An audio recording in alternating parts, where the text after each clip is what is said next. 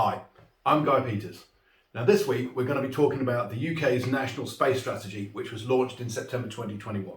Now it's quite a lot to get through, so we're going to jump straight in.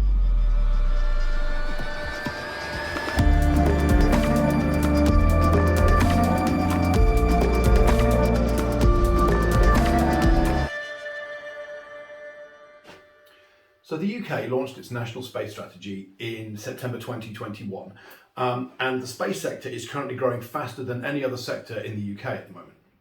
Now it's currently worth about £16.4 billion a year, and satellites underpin about £360 billion worth of wider economic activity. So they're a huge part of the UK's economy. Now, global space economy was estimated to be £270 billion in 2019. That's about $370 billion. And that's predicted to grow by 2030 to £490 billion. That's $670 billion. Now, the UK's civil expenditure on space applications in 2014 was about £300 million. Now, that more than doubled in the time up to 2019 to £700 million. So there's a significant growth taking place in this sector.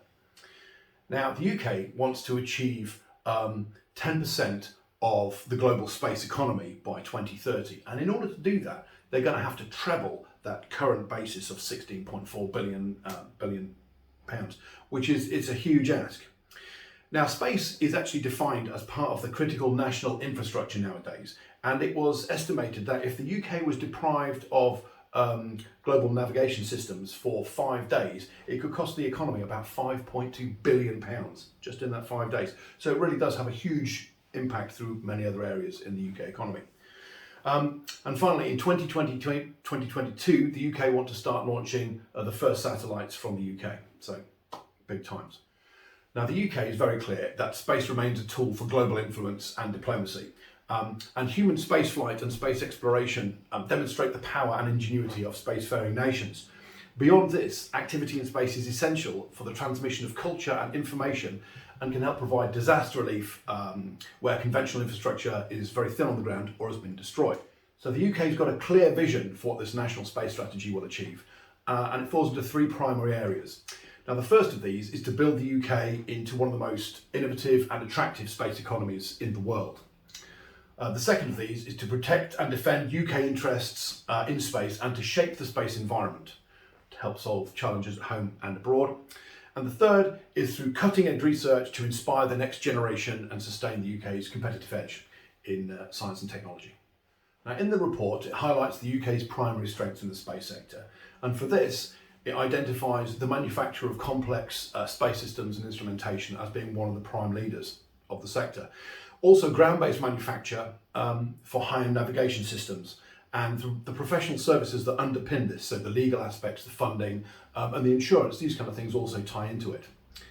And now it highlights that strengths in analytics and AI and this kind of thing will also support developments in Earth observation, navigation, and space domain awareness.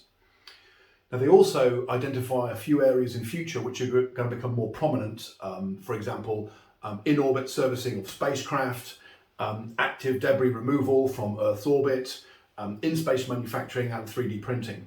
And then beyond that, there's space travel, space habitation, energy production from space and this kind of thing. So there's a lot to be getting into.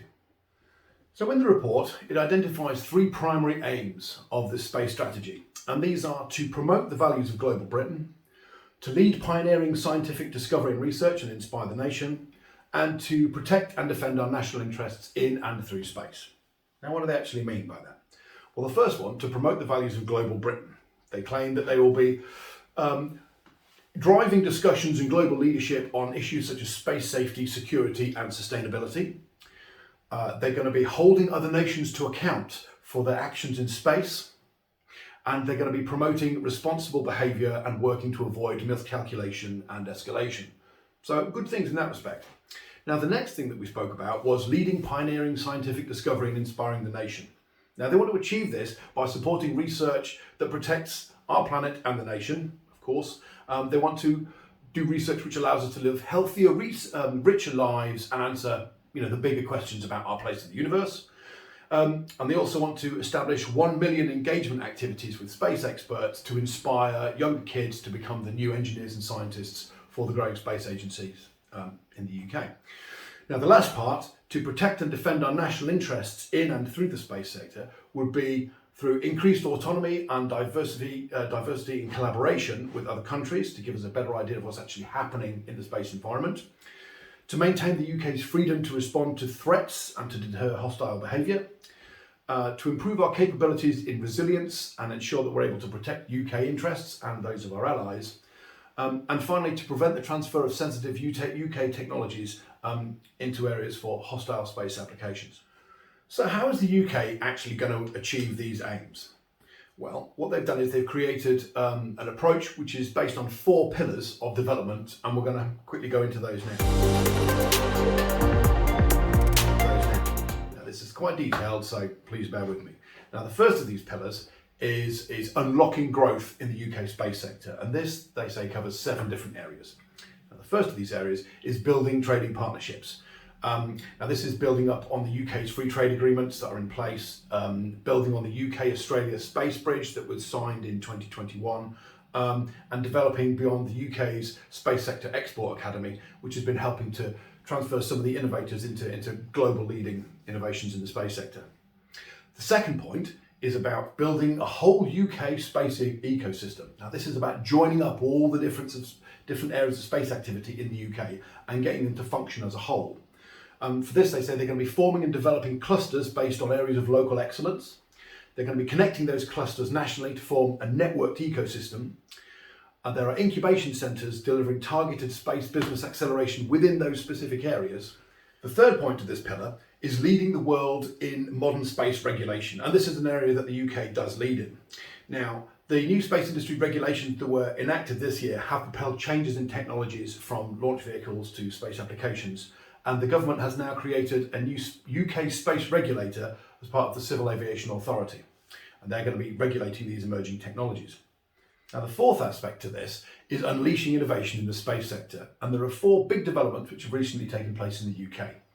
The first of these is the development of the UK's own Advanced Research and Invention Agency. The second is the development of a national satellite test facility based in Harwell. The third of these is the setup of a national space propulsion test facility, and that's in Westcott. And the final part is further development of the Space Sector Export Academy. Now, linked into this is significant increase in defence spending in the space sector. Now, to give you an idea of that, over the next decade, on the defence side of things, the UK is going to be spending £5 billion developing satellite communication for the Skynet system, and a further 1.4 billion in acquisition and development of new technologies. Now, the fifth point to this is nurturing talent. And for this, the UK is reforming its skills system. They've created a new space skills advisory panel, and these are going to be working with industry and training experts to improve access to quality training. And this isn't just for the vital technical skills, this is also for the business and management skills that are needed to push these technologies forward as well. Now, beyond that, they're also introducing a new defence space strategy, and that will discuss issues of covering training in the defence side of things. The sixth component to this is using government procurement to best effect. And effectively with this, they're going to be using the new dynamic purchasing system to help the public sector procure space-enabled technologies and geospatial services, and also embedding civil defence dual use at the heart of technology development. So we're getting multiple use out of each mission that we're sending up. The seventh aspect to this is access to finance and insurance for space missions. Now, the Seraphim Space Investment Trust is the world's first vehicle which is investing primarily in space tech businesses. The British Business Bank is going to be investing £375 million in new companies through a future fund called Breakthrough. And they're also going to be reviewing a lower limit of operator liability for in-orbit operations. And looking at alternative insurance models to support the needs of small satellite operators. Now, the second of these pillars relates to collaborating internationally, and this is split across 2 areas. The first of these is building global partnerships, and this means working with other space agencies out there. For example, working with JAXA and working with NASA and some of the other larger groups out there. This is in support of the Artemis missions going back to the moon, Mars sample return, and in support of the Lunar Gateway and other such programs like that. Now, beyond this, the UK is going to continue to work with ESA, leading cutting-edge research on missions exploring the solar system. We mentioned sample return from Mars, the Lunar Gateway, and this kind of thing. They're also going to be developing and accessing large-scale facilities on Earth, also in orbit potentially, and sending astronauts up to the International Space Station. They want to access the skills and expertise of ESA and really tie that into some of the technologies that are being developed in the UK. And they want to put British business and scientists at the heart of exciting space missions that are now in development. Beyond this, they also want to use space to fight the global impacts of climate change. So, for example, working with ESA on the development of the Truths mission, which is providing a 10 times increase in accuracy of Earth observation.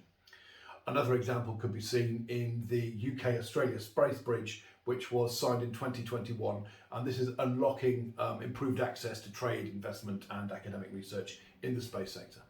Now, the second aspect to this pillar is diplomacy for an open and stable international order. It's a bit of a mouthful.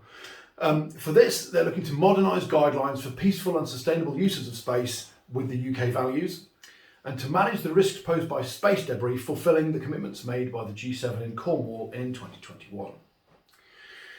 Now, they're also going to be supporting global stability through arms control and non-proliferation regimes, be working with allies to deter hostile activity against space systems, including the issue of weapons in space.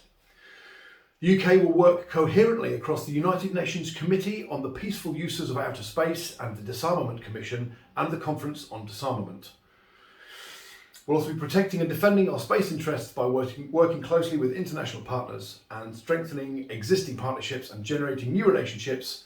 The NATO has recently made space an operational domain.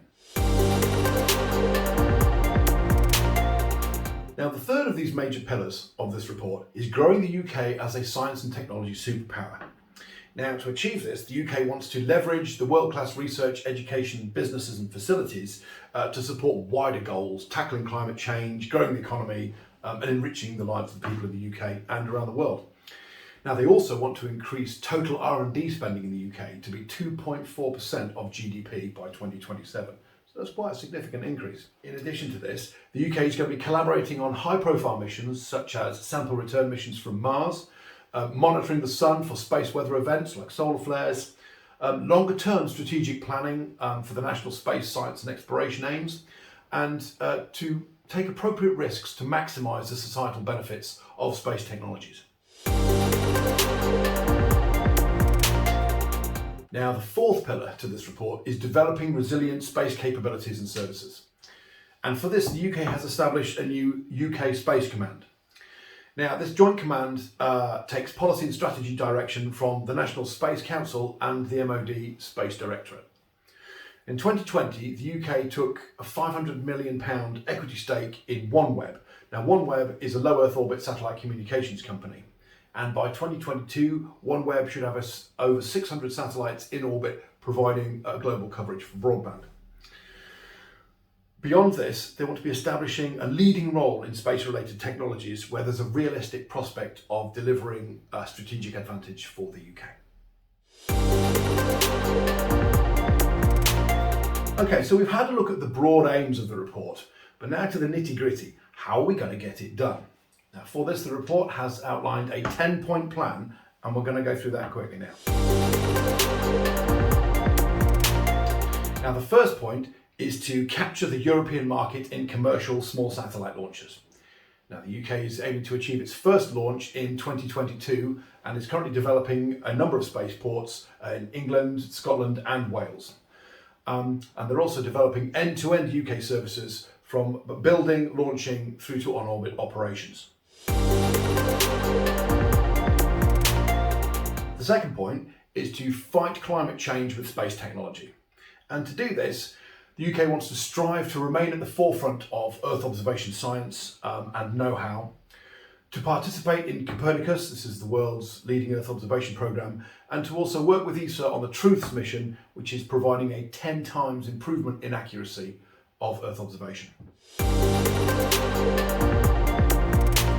The third point of this is to unleash innovation across the space sector. Now, we've heard that a couple of times, but what do they mean by it? Well, The innovation strategy identifies the priority technologies that will drive innovation and growth in the space sector, and these are primarily robotics and smart machines, advanced materials and manufacturing, leading to AI, digital and advanced computing.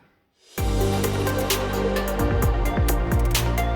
the fourth part to this is to expand our horizons with space science and exploration. And for this, the UK wants to put space at the heart of our ambition to lead the world as a science and technology superpower. For this, the UK wants to focus on its strengths, strengthen bilateral relationships, and really working with emerging space nations.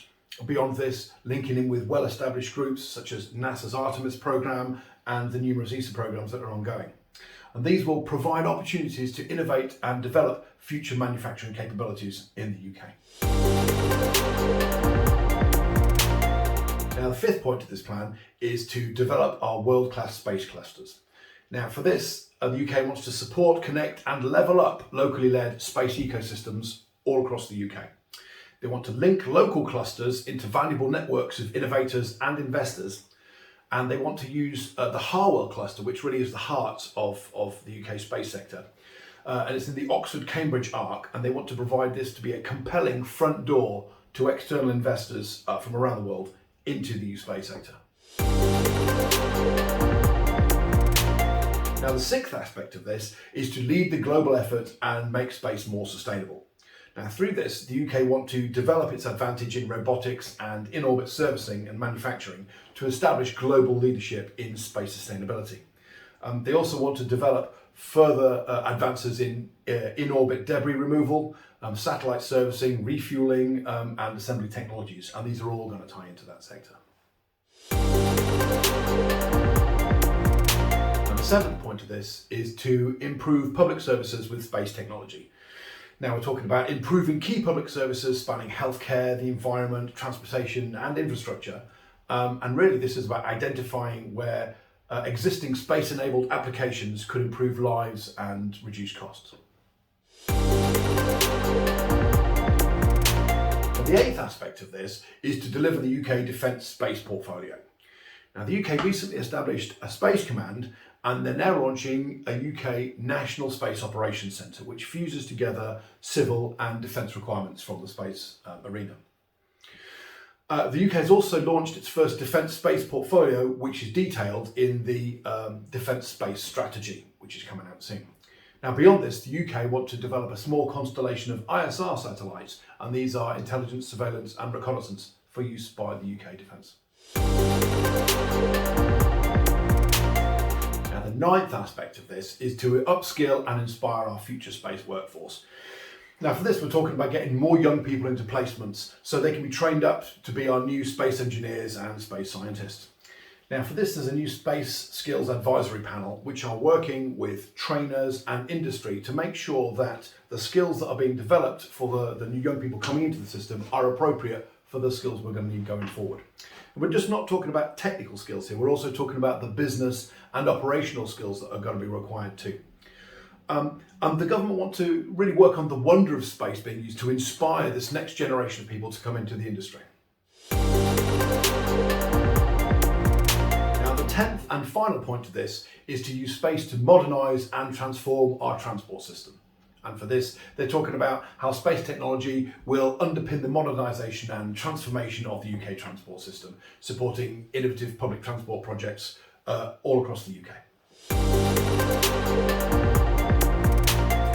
Now, the next part of this report is the implementation phase, and this is covered in 4 phases. The first one of these is known as the countdown phase, and this is taking place up until the end of 2021. The major things taking place in this period of time are the issuing of several government documents. The main one is the Defence Space Strategy. The next one is the Severe Space Weather Preparedness Strategy, which is a 5-year vision for boosting the UK's preparedness to defend against space weather. And the last one is the Comprehensive Spending Review, which will cover all the budgets which are going to be allocated to the various industries in the UK. Now, the next phase, known as the ignition phase, is going to be taking place between 2022 and 2023. And in this phase, the government want to establish programmes funded through the spending review to deliver the strategic goals identified, to establish new space relationships and build on our leadership as a space superpower. And also, we're going to achieve the first UK orbital launches. And the third phase is known as the thrust phase. And this is leading up to 2030. And in this, the UK really wants to promote its leadership in new technologies and in new markets that are going to be emerging throughout that time. Now, the last phase is called the orbit phase, and this is 2030 and beyond. And in this time, the government's going to reevaluate the space strategy and ensure that the UK adapts to this changing space environment, as it most certainly will be by then. We want to reinforce the leadership in the areas of the space economy and renew commitments to scientific technology, innovation and defence. So how are these government activities going to be organised? Well, in 2019, the government announced the National Space Council, and this is a cabinet committee that's chaired by the Prime Minister. Now, the council was stood up in 2020 and is charged with setting the national ambition for space. They also provide the strategic direction to the cross-government approach to space, and all government departments will be considering the use of space-enabled technologies for use in their departments going forward. Now, in the report, the government identify the key players that are going to be taking part in the development of the space sector in the UK going forward. And these fall broadly into two main categories. The first of these is space launch sites, spaceports, and the second of these is technology development and manufacturing sites. And we're going to go into detail about each of those in next week's episode. So that's it for this week's episode, and I hope you enjoyed it. Now, next week, we're going to be having another podcast episode where we look a bit further into the environmental aspects of the space industry itself. And the week following that, we're going to be delving more into this subject where we start to get a deep look at some of the major players involved in the UK space sector. Now, I hope you found that interesting. And if you did, please give it a like and subscribe. And stay safe. Thanks for watching.